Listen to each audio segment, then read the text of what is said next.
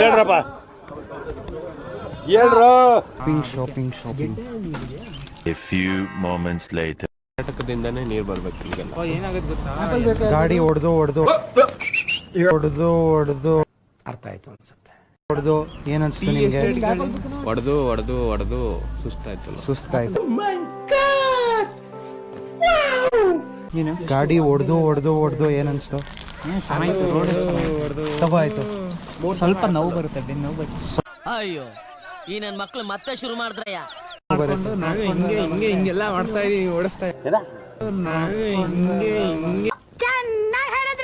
ನಿನ್ನೆ ಯಾರೋ ಬಾಯಿ ಮಾಡ್ತಿದ್ರು ತಾನೆ? ಹೌದು, ಅಲ್ಲಿ ಪೈನ್ ಫಾರೆಸ್ಟ್ ಹತ್ರ. ಅಣ್ಣ ಬಾಸ್, ಅಣ್ಣ ನಮಸ್ಕಾರ ಅಣ್ಣ ಬಾಸ್. Centre fresh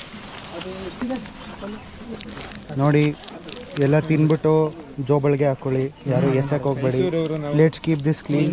ಮೈಸೂರವರು.